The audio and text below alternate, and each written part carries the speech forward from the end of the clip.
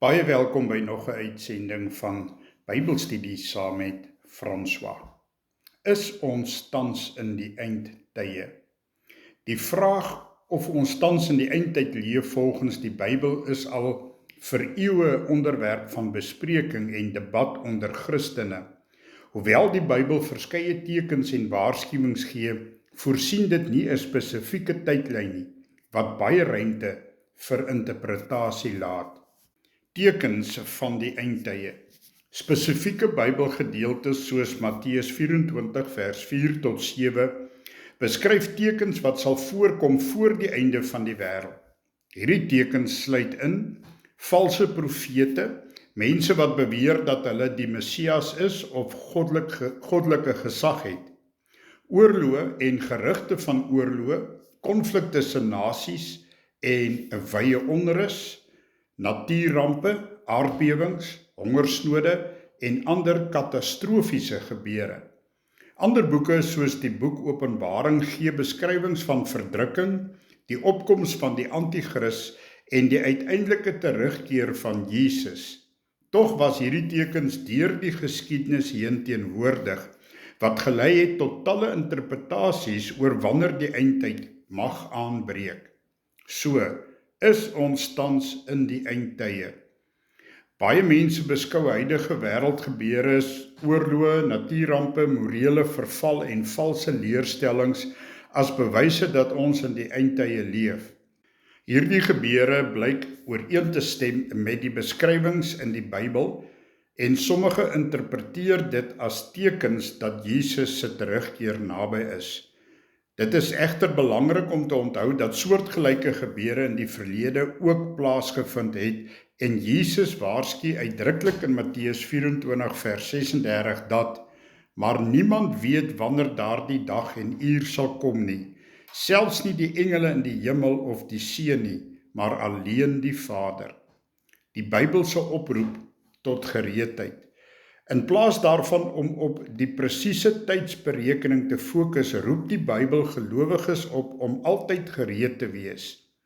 Jesus spoor sy volgelinge aan om getrou te lewe en waaksaam te bly, gereed vir sy terugkeer enige tyd.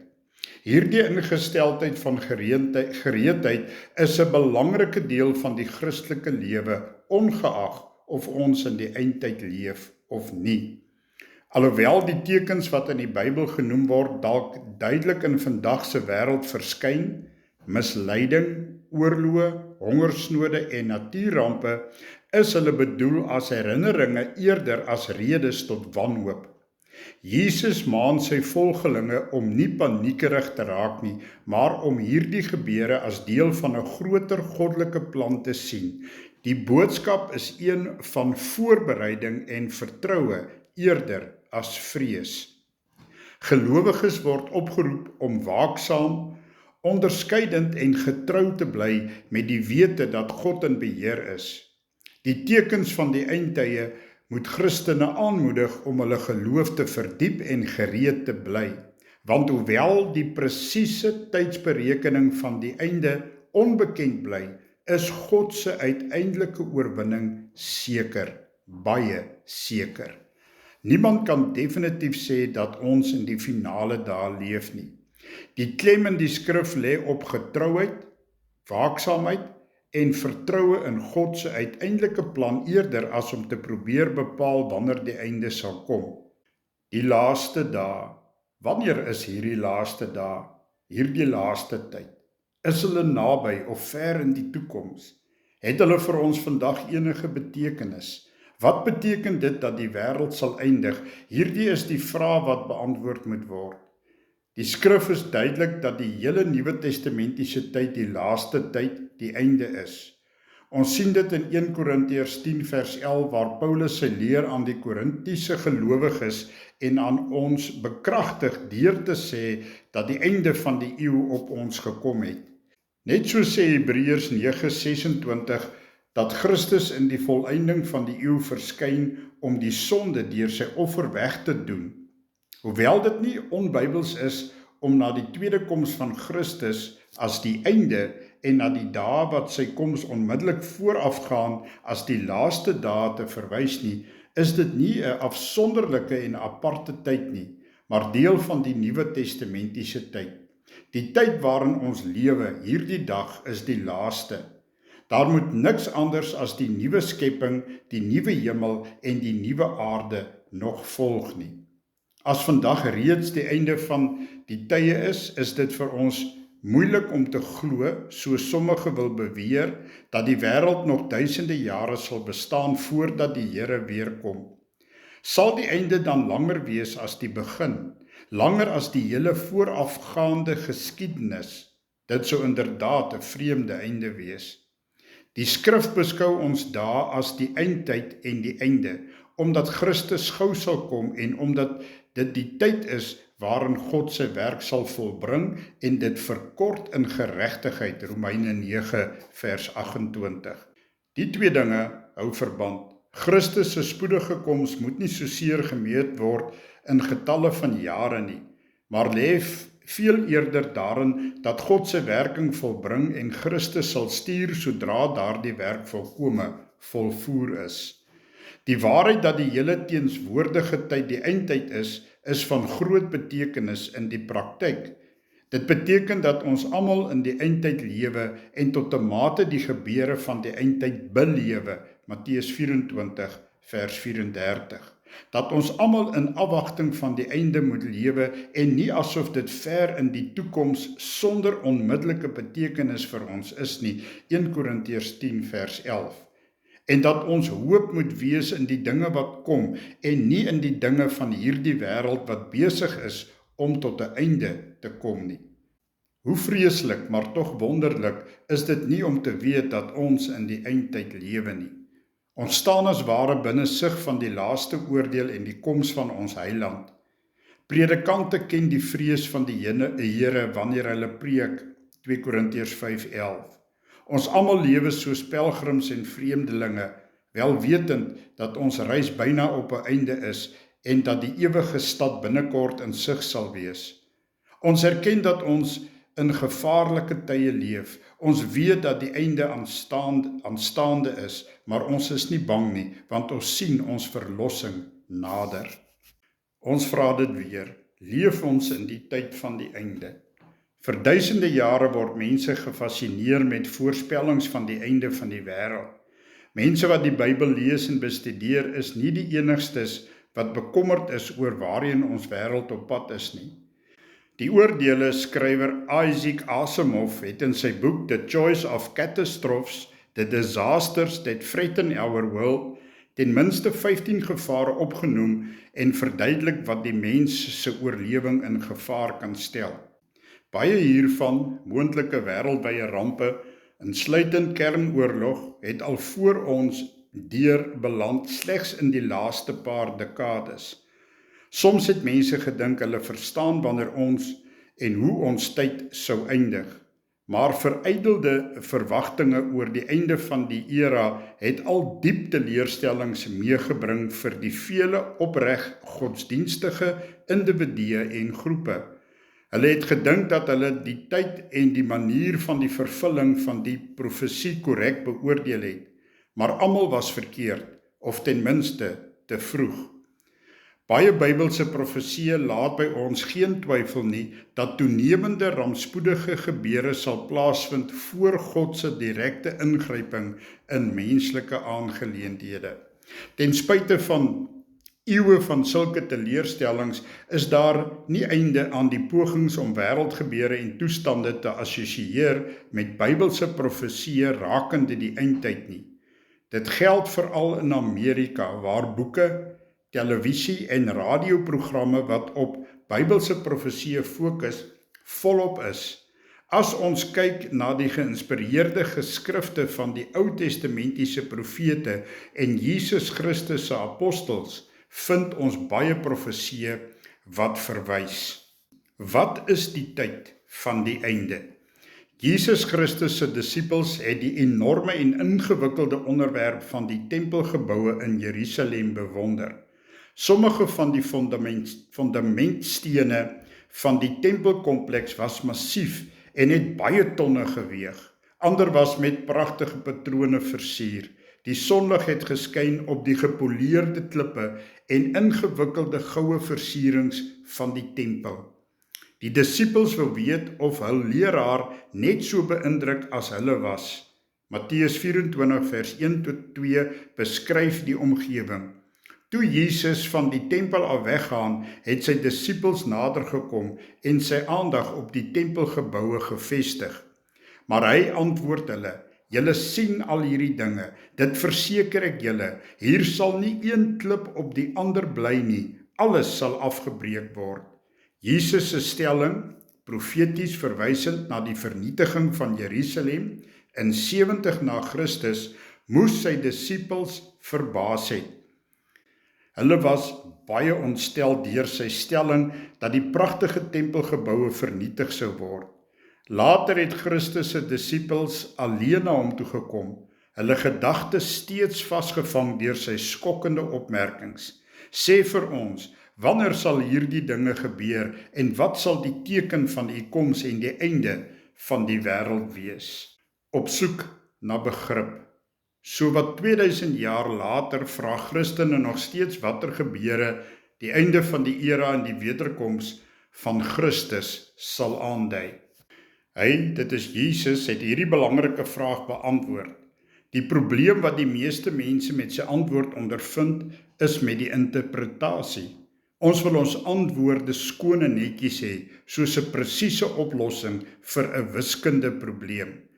In plaas daarvan behels die betekenis van Christus se antwoord 'n begrip van die periodieke herhaling van neigings en verwoestende gebeure wat plaasgevind het oor die afgelope 2000 jaar, sowel as 'n persepsie van die toenemende intensiteit en grootte van soortgelyke voorvalle soos ons nader aan die einde kom.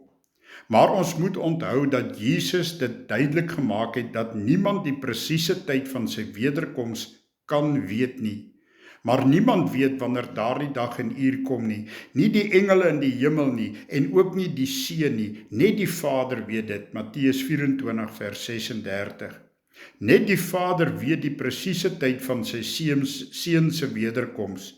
Tog kan ons belangrike profeseë en profetiese beginsels verstaan wat duidelike aanduidings is dat sy terugkeer naby is. Jesus het aan sy disippels tekens gegee wat 'n breë perspektief van begrip vereis. Sommige profetiese neigings sal mettertyd weer voorkom, maar sal toeneem voor Christus se wederkoms. Ander toestande sal uniek wees aan daardie een punt in die geskiedenis. Sommige van die belangrikste profeseë wat inleidend sal wees tot Christus se wederkoms is nie heeltemal duidelik nie.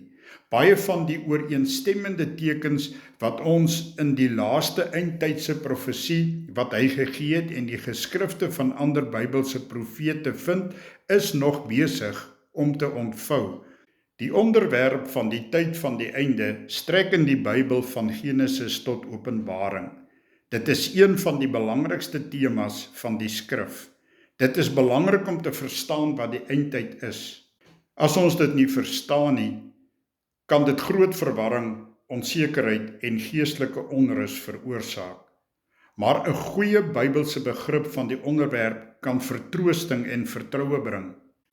Die betekenis van die tyd van die einde. 'n Kort oorsig van die tyd van die einde is in die boek van Daniël. In Daniël 11:40 openbaar God 'n aantal belangrike gebeure aan Daniël wat die tyd van die einde sal plaasvind. In hoofstuk 12 sê God vir Daniël, in daardie tyd sal Michael, die groot engel wat oor die lede van jou volk wag hou, op die toneel verskyn. Dit sal 'n swaar tyd wees, so swaar soos dit nog nooit was, vandat daar nasies is nie. In daardie tyd sal almal uit jou volk wat in die boek opgeskryf is, gered word. Baie van die wat ontslaap het, sal uit die graf opstaan, party tot die ewige lewe en party tot ewige skande en veragting. Die verstandige leiers sal skitter met die glans van die hemel self, en die wat baie mense op die regte pad gelei het, sal vir altyd skitter soos die sterre. En jy, Daniël, Hou die woorde geheim en verseël die boek tot die eindtyd toe. Baie mense sal oor die gebeurtenis navraag doen om begrip daarvan te probeer kry, verse 1 tot 4. Hier word die eindtyd beskryf as 'n tyd van moeilikheid, soos dit nog nooit was sedert daar 'n nasie was nie. Dit is ook 'n tyd van toename van reis en kommunikasie en 'n ontploffing van kennis, soos gesien uit die beskrywing dat baie heen en weer hardloop en kennis sal vermeerder. 'n Paar eeue na die tyd van Daniël het Jesus se disippels hom uitgevra oor die eindtyd. Sy antwoord weerspieël Daniël se woorde, want in daardie tyd sal daar so 'n groot verdrukking wees soos daar van die begin van die wêreld af nie was nie en ook nie weer sal wees nie. Matteus 24 vers 21. Later het God meer inligting oor die einde aan Daniël geopenbaar. Een van hulle het aan 'n man wat linneklere aangehad het en bokant die water gestaan het gevra, "Hoe lank sal hierdie onbegryplike gebeurtenisse nog aanhou?" Toe hoor ek die man met linne bekleed wat bo oor die water van die rivier was, en hy het sy regterhand en sy linkerhand na die hemel opgehef en gesweer by die ewige lewende, 'n tyd, tye en 'n halwe tyd. En as hulle die mag van die heilige volk geheel verstrooi het, sal al hierdie dinge vervul word. Ek het dit gehoor, maar dit nie verstaan nie. Daarom het ek gevra, "Meneer, waarop gaan dit alles uitloop?" Toe sê hy, "Jy moet nou gaan, Daniël, want die woorde is verseël en word geheim gehou tot die eindtyd toe." Daniël 12, 6 tot 9. Hierdie skrif dui aan dat die tyd van die einde waarneembaar sal wees aan God se mense. Hierdie tyd is die periode tot en met onbekende wêreldprobleme wat 3,5 jaar duur.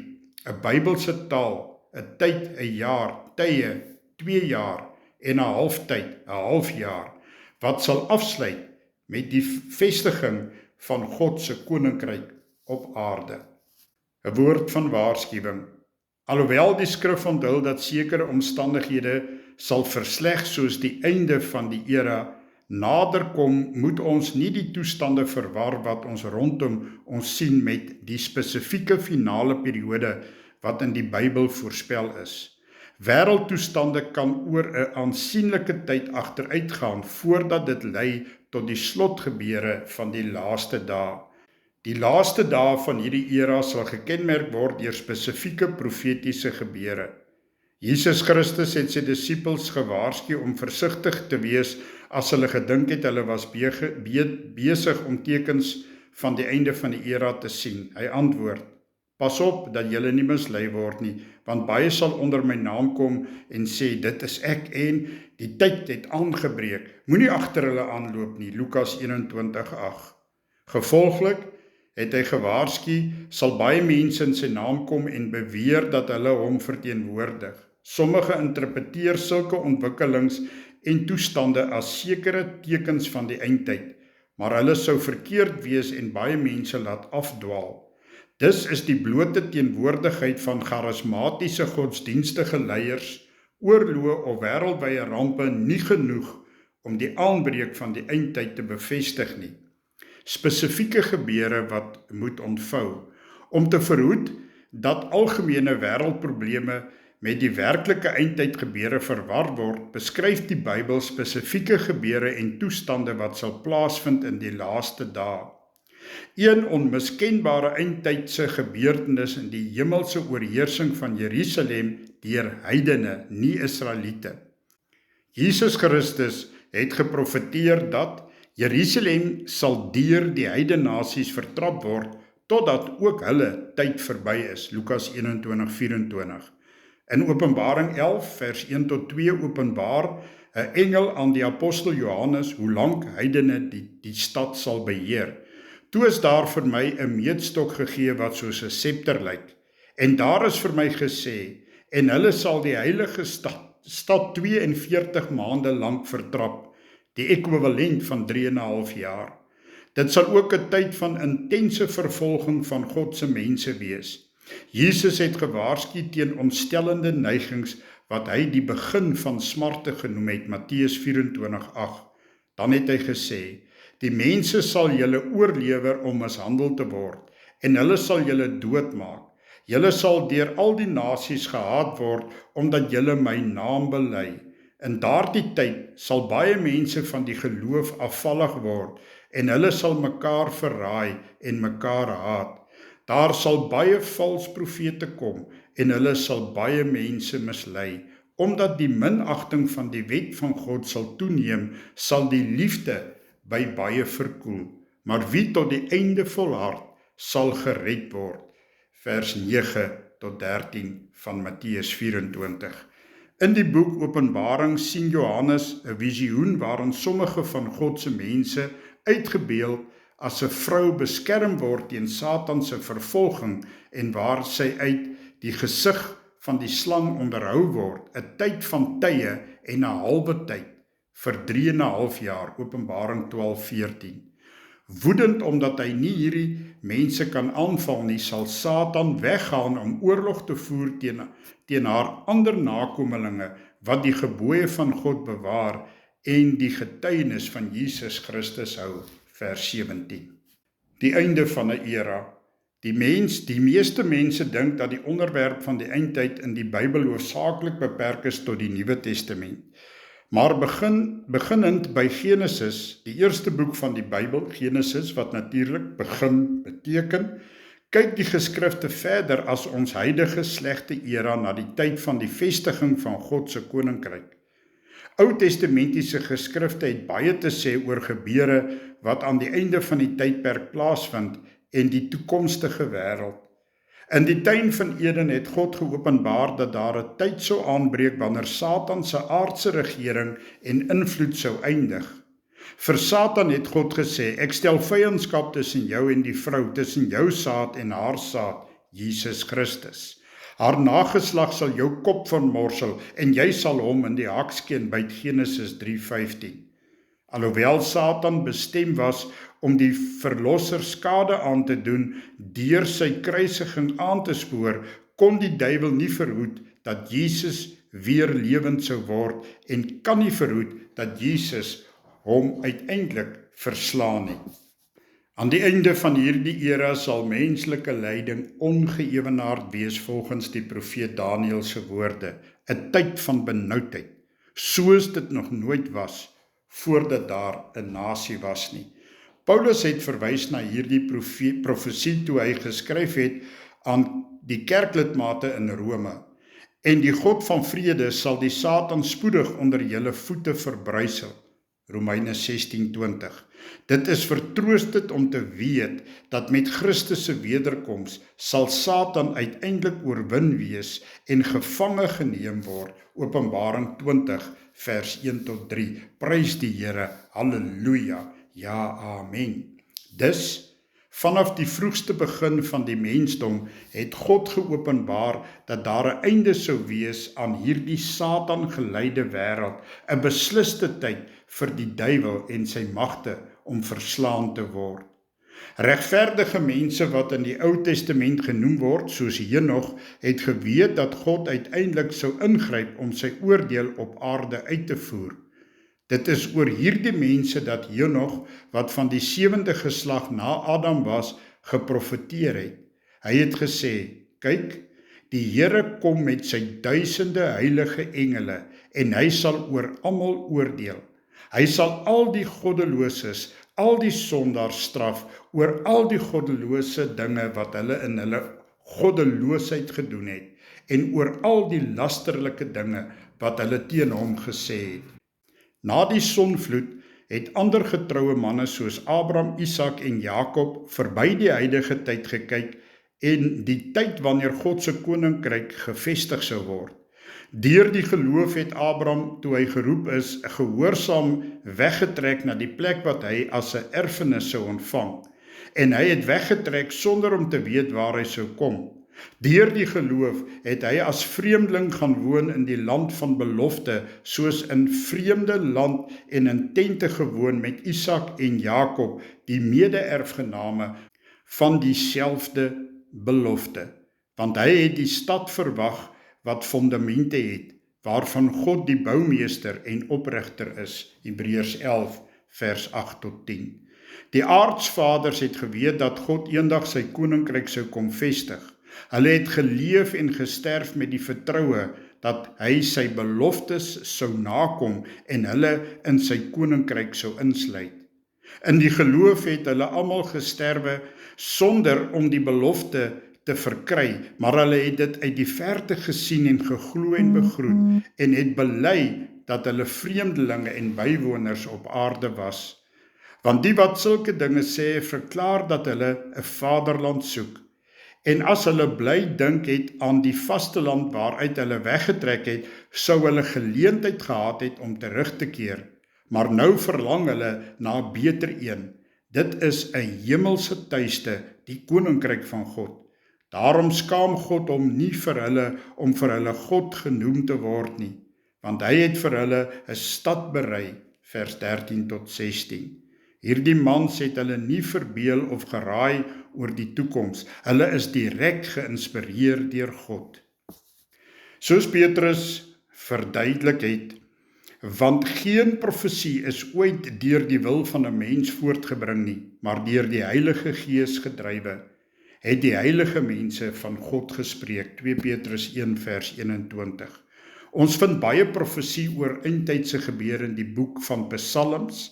Psalm 2 onthul dat sommige nasies die heerskappy van Christus sal teenstaan. Hoekom gaan die nasies so te kere en bedink die volke nuttelose planne?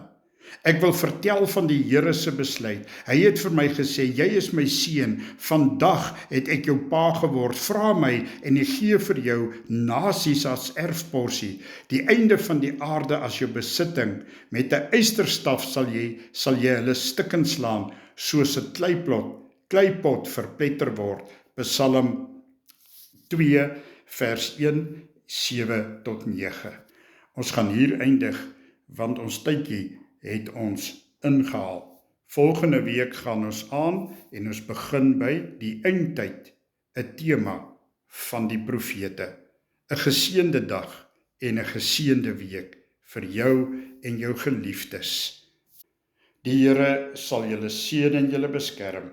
Die Here sal tot julle redding verskyn en julle genadig wees. Die Here sal julle gebede verhoor en aan julle vrede gee. Tot volgende keer. Ja, amen.